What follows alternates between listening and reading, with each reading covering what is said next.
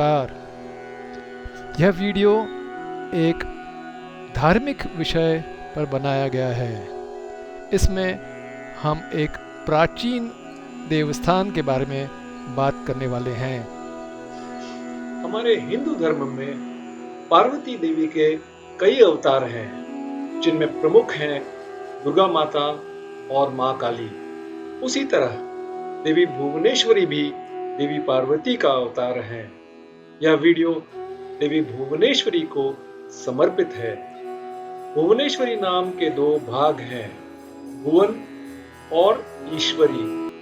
भुवन का अर्थ है ब्रह्मांड और ईश्वरी का अर्थ है देवी या रानी।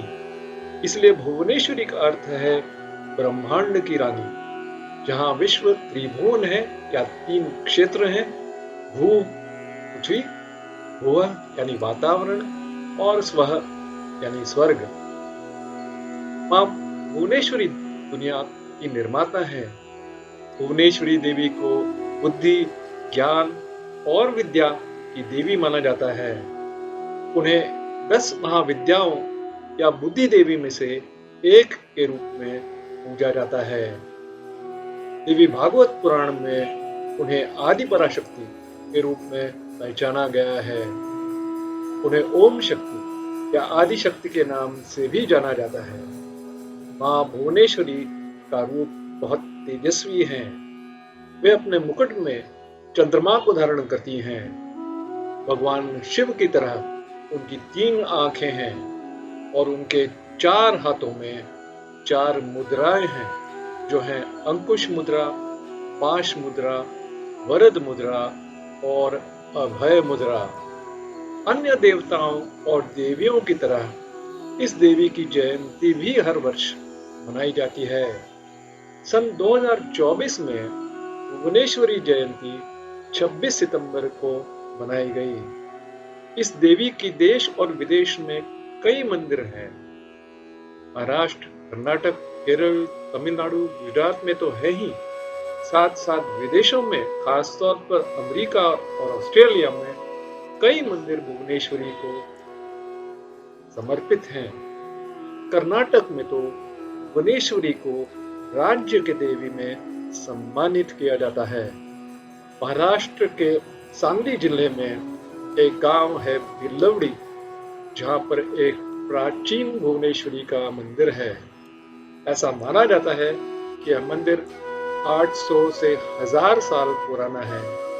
सैकड़ों वर्षों से भक्तगण इस मंदिर में देवी का दर्शन लेने के लिए आते रहे हैं। इन्हीं में से एक थे श्री नरसिंह सरस्वती स्वामी महाराज, जिनको दत्तात्रेय भगवान का अवतार माना जाता है। श्री नरसिंह सरस्वती स्वामी महाराज के जीवन और उनके महान कार्य का वर्णन श्री गुरुचरित्र में मिलता है। श्री गुरुचरित्र के अध्याय 17 में इस अति प्राचीन मंदिर का उल्लेख है और यह बताया गया है कि स्वामी जी का यहाँ कुछ महीनों के लिए वास्तव्य रहा। वे सन 1421 के आसपास पद भ्रमण करते हुए बिल्लवड़ी पहुंचे और कृष्णा नदी के किनारे जंगल में गूलर या औदुंबर के पेड़ के पीछे नीचे बैठकर अनुष्ठान करते रहे। पीपल, बरगद, बेल, तुलसी की तरह गूलर के पेड़ को भी पूजनीय माना जाता है। गूलर का वृक्ष देवीय वृक्षों में से एक होता है। यह नवग्रहों के वृक्षों में एक प्रमुख वृक्ष है। इस वृक्ष के फल, पत्ते, जड़ आदि से अनेक रोगों का इलाज होता है। पवित्र कृष्णा नदी का नाम भगवान कृष्ण के नाम पर रखा गया है। तो भुवनेश्वरी देवी के मंदिर और इस पूरे क्षेत्र के महत्व को ध्यान में रखते हुए श्री नरसिंह सरस्वती स्वामी महाराज ने कुछ समय के लिए यहाँ वास्तव्य करने का निर्णय लिया। गुरुचरित्र के अध्याय 17 में वर्णित एक कहानी है एक छोटे अनाथ ब्राह्मण के बारे में, जो कोल्हापुर में अपने रिश्तेदारों के साथ रहकर वेदों का अध्ययन कर रहा था। दुर्भाग्य से उसके सारे प्रयासों के बावजूद वह वेदों के श्लोक याद नहीं कर पा रहा था। निराश होकर उसने अपना घर छोड़ दिया और भुवनेश्वरी देवी की मदद लेने का फैसला किया। वह कोल्हापुर से भिल्लौड़ी के मंदिर तक पहुंच गया।